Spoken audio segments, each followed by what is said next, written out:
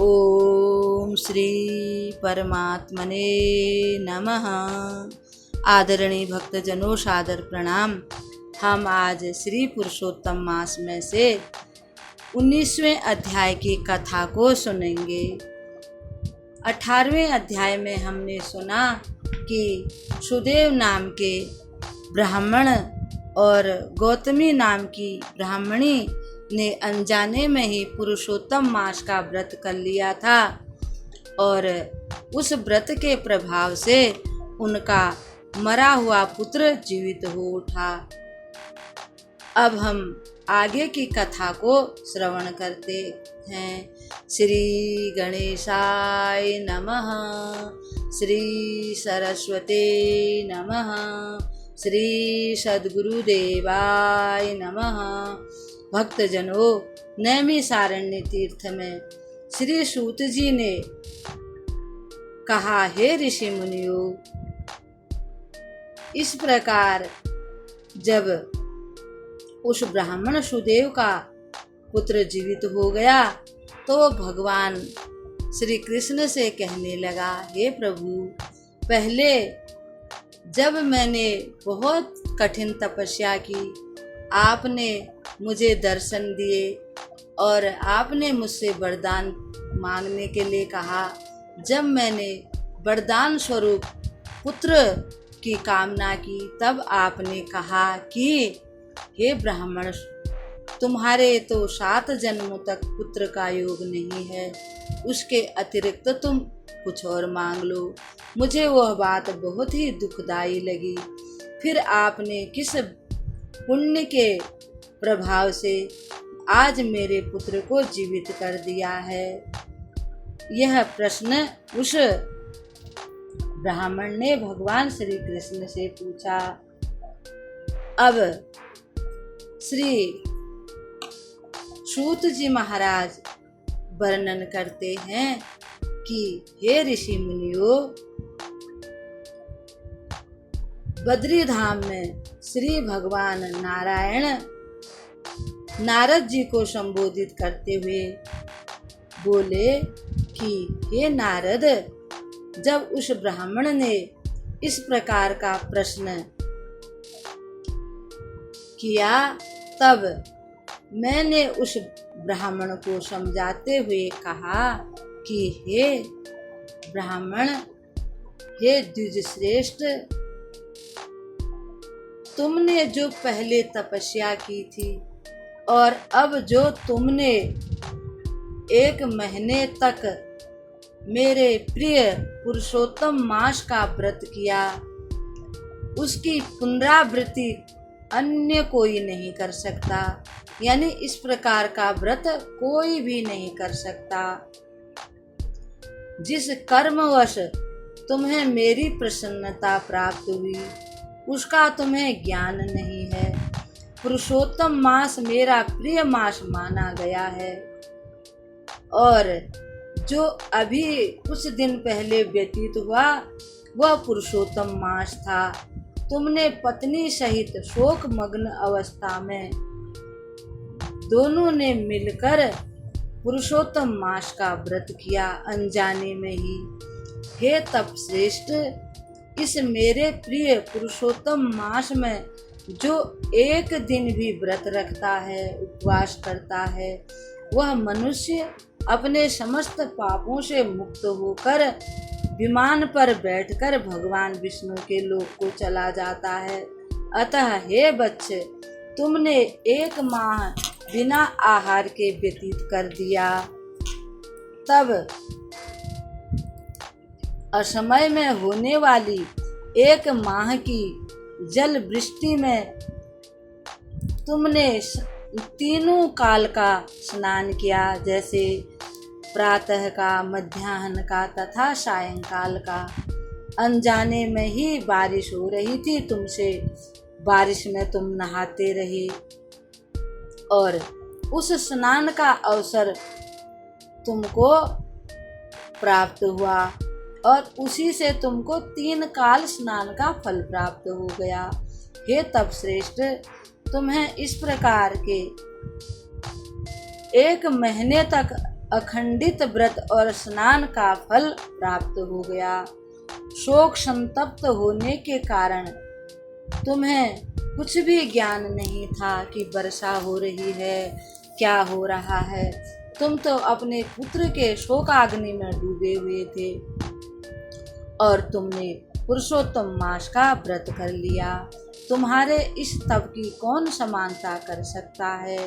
तराजू के एक पलड़े में वेद तथा अन्य जो समस्त धर्म ग्रंथ हैं उन सब को रखकर तथा दूसरे पलड़े में पुरुषोत्तम मास को रखकर ब्रह्मा जी ने सभी देवताओं के सामने तोला। तब सभी पुरुषोत्तम मास के भार से हल्के हुए, यानी पुरुषोत्तम मास वाला पलड़ा भारी रहा। अतः इसी श्रेष्ठतावश भूमंडल के निवासियों द्वारा पुरुषोत्तम मास की पूजा की जाती है। हे तपश्रेष्ठ, यद्यपि पुरुषोत्तम मास सर्वत्र है, यानी कि 14 भुवनों में व्याप्त है, तथापि इस भूमंडल में यह पूजन करने से फल देने वाला माना गया है। अतः इस प्रकार हे वत्स, तुम सभी रूपों में धन्य हो, क्योंकि इस पुरुषोत्तम मास में तुमने अति उग्र तथा दारुण व्रत तप का पालन किया है। मानव तन प्राप्त करने के जो प्राणी पुरुषोत्तम मास में दान, व्रत तथा स्नान आदि नहीं करते हैं, वे जन्म जन्मांतर तक दरिद्रता से मुक्त नहीं होते। अतः जो प्राणी सब प्रकार से मेरे पुरुषोत्तम मास का व्रत करते हैं, वे मेरे प्रिय धन धान्य से संपूर्ण और परम भाग्यशाली होते हैं। श्री नारायण ने कहा, हे ऋषि, लक्ष्मीपति हरि विष्णु भगवान ऐसा कथन कहकर तथा गरुड़ पर आरूढ़ होकर के अपने धाम वैकुंठ को चले गए। पुरुषोत्तम मास की कृपा से पुनर्जीवित हुए पुत्र सुखदेव को देखकर सुदेव शर्मा तथा गौतमी अति प्रसन्न होती थी। मेरे द्वारा अज्ञानता में ही पुरुषोत्तम मास का व्रत हो गया, वह परम श्रेष्ठ रूप में फलीभूत हुआ। इसके प्रभाव से हमारा मृत पुत्र फिर से जीवित हो गया। यह बड़े आश्चर्य की बात है। ऐसे पहले कभी मास को नहीं देखा गया, न हमने सुना था। इस प्रकार आश्चर्यचकित सुदेव शर्मा विधि विधान सहित पुरुषोत्तम मास का पूजन करने लगा। धर्मात्मा सुदेव शर्मा को पुत्र सुखदेव ने भी उत्तम कर्मों से पूर्ण संतुष्ट किया, यानी पूरी तरह से अपने माता पिता का वह आज्ञाकारी था। सुदेव शर्मा ने विष्णु भगवान का गुणगान करते हुए उनकी आदर श्रद्धा भक्ति सहित पूजा की तथा कर्मानुसार प्राप्त होने वाले फलों में कोई अब उसकी इच्छा नहीं रही। वह केवल भक्ति से ही, श्रद्धा से ही भगवान की पूजा करते थे। पुरुषोत्तम मास को सर्व दुख हारी समझकर इस मास के आगमन पर शपथनिक जप व्रत एवं हवन इत्यादि द्वारा श्री विष्णु भगवान की पूजा करते थे। वे उत्तम ब्राह्मण दंपत्ति लगातार 1 सहस्त्र वर्ष तक संपूर्ण सांसारिक सुखों को भोग कर लक्ष्मीकांत विष्णु भगवान की कृपा से ब्रह्मलोक को चले गए, जो योगियों के लिए भी दुर्लभ है। वह भला साधारण मनुष्यों को कैसे सुलभ हो सकता है। वहां जाकर वे भगवान की कृपा से रोग शोक मोह आदि से मुक्त हो जाते हैं। जो वहां जाता है ब्रह्मलोक के सुखों को भोग कर फिर दोनों दंपत्ति सुदेव शर्मा और गौतमी भूलोक पर फिर से उनका जन्म हुआ। हे दृढ़धनवा, तुम सुदेव शर्मा ही हो और पृथ्वी के राजा हो। पुरुषोत्तम मास के सेवन से आपको समस्त रिद्धि सिद्धियों का भोग प्राप्त हुआ है।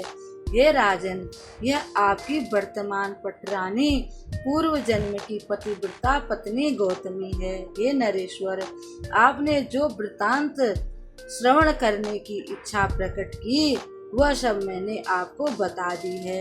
शुक पक्षी जो कि पूर्व जन्म में तुम्हारा सुखदेव नाम का पुत्र था और वही हजारों हजार वर्ष तक इस धरती पर रह करके फिर विष्णु भगवान के धाम को चला गया, वह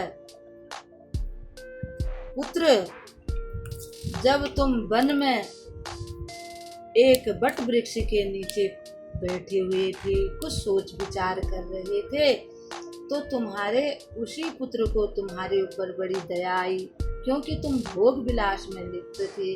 उसने सोचा कि पहले जन्म में ये मेरे पिता रह चुके हैं, मेरे ज्ञानवान होने का क्या लाभ अगर मैं अपने पिताजी का उद्धार न कर सकूं। तो यही सोचकर उसने तुमको ज्ञान की बातें सुनाई और तुमको उसने उपदेश दिया।